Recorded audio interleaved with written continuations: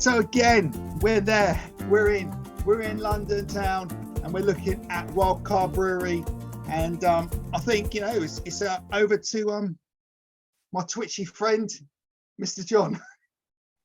Evening, everybody. How you all doing? So, as we kind of said last time, we've got Wildcard Brewery beers in today. All the birds represent the ones that they find around the brewery. We all had a look at which beer we wanted. Of course, Grey Heron goes really without saying that had to be my one. This one, in theory, because it's DD8, should be packed with flavour. So let's crack it open. Listen, also, let's remind everybody, if it's anything like the last one, I am very, very excited. Yeah, the last one went straight into the top 5, didn't it? And Colin, I've never seen Colin neck a beer so quick. So it is a gorgeous colour, isn't it?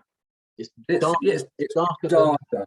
It's darker, but boys, that looks quite taste it. It smells subtle. It smells very subtle. The whole beer, I mean, everything about this series of beers is subtle. It's a subtle taste. Sorry, it's a subtle smell. The can is subtle in its design. The colour is subtle and natural, and that taste is pretty epic. Now, is it crispier? No. Does it give you more of a punch? Yeah, that's blooming lovely. Listen, I don't doubt the fact that it's a nice beer. I'm not saying any, and we'll get to the scores, but I'm just saying, tasting. If I was to have a shot of each, yeah, the other one gives me this more. One, it's 4.3, mate. So it's less potent, but it feels more potent. It does feel more potent. It feels heavier. It does feel heavier. I'll give you that. It feels, yeah. But it just doesn't dance on the taste buds. Surely just run it across your tongue, man. That's. And then have a go with the beer. That's what she said. Maybe we need it in a water gun. I'm in inner turmoil at the moment over scoring this one. I'm in inner turmoil because I really am. That's right up there. Look at me. I'm in this great now listen, I have to. How did I get in this turmoil? At this point, Yeah, I have to. You got me in the turmoil. That's all my problems. Anyway, right. Anyway, moving forward. Moving on. Let's focus on the job in hand, which is drinking and rating our beers. Now, for me, I am really liking this one a lot. I really like it a lot. First one. So, you, John. So, designer gave the other one 8. Yeah. Again, I really do like the design. I'm going to stick with an 8. Yeah, it's a peel on. It can't get a 9 or a 10 for me. But do you know what? It's simplistic. It's really tactile. Yeah. And I love the picture. So for me, 8 all day long. Same, because although it's a different bird on the front cover, it is exactly the same design, the etching, the colouring, everything else. So it's got to be an 8, same as 8. Exactly the same, boys. I've given it an 8. I like it. Illustration, simplicity, good. So colour. Previous one was a 9. I think we all might fall out here. I think we're not going to fall out ever. Because remember, whenever I think about falling out, I just remember the time that you and I, with Sean, were so right about the sours and John was so wrong. Mate, completely agree. So moving on to colour. Yeah. I've gone slap bang in the middle for an 8. I like it. It's a bit more dirty than the other one. So, but it looks all right. So I've gone for an 8. Cole? That might be between you two, I don't know. Ding ding, round one. Again, I'm going along the whole lines of I think it's a beautiful colour. I don't think it's contrived. It doesn't feel manufactured. It feels natural. It feels clean. It feels fresh. And I'm so close, but I'm going to give it a 9. This is why I don't know if it's maybe my glass that's really let this one down, and maybe I should have rinsed the glass first from the last one. But my colour is different to yours. It looks almost coppery, that bronzy kind of. which is sometimes isn't a bad thing. That's right, It's not what I expected. But that's what I've got. So I can only go with the taste that I've got in my experience. So I've given it a 7 because the last one, the hazy one, I gave an 8. So I've given it a 7. So I'm sorry, Colin. That's all right. I don't taste. Moving on. Taste. Oh, I just love your humour tickles yourself, Sean, doesn't it? Yeah. Taste. This is how I got through life. Otherwise, I'd have no friends.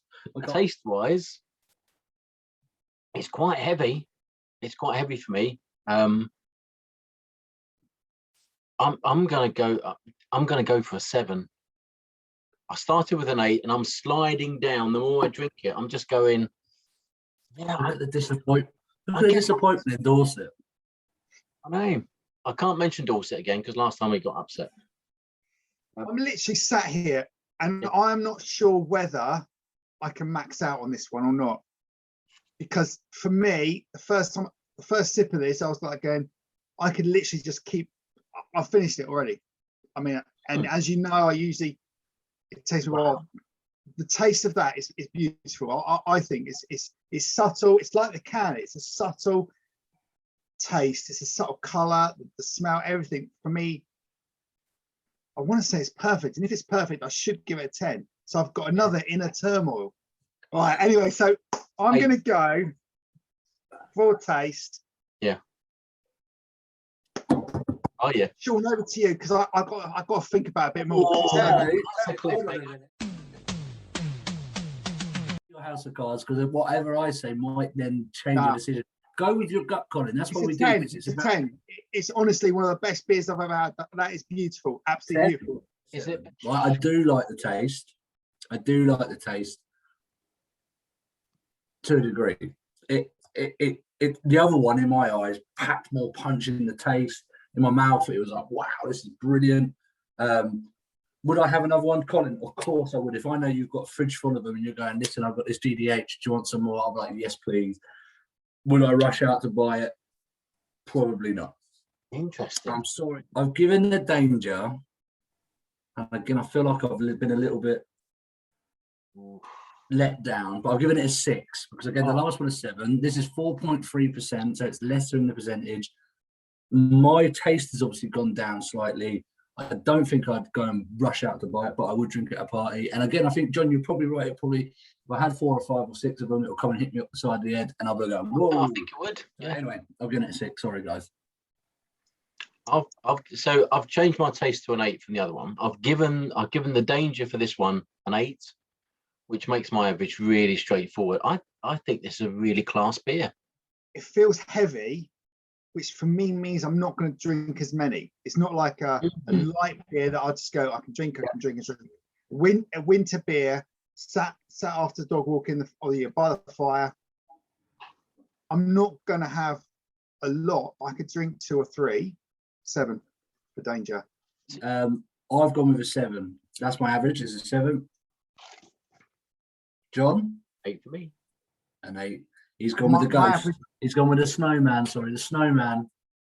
My average came out as 8.6. So I guess we'll call it 8. So what's that, 9? Round it up. Huh? Is that 9? Yeah, we'll call it 9. Round up to 9. That's one of the nicest beers I think we've done.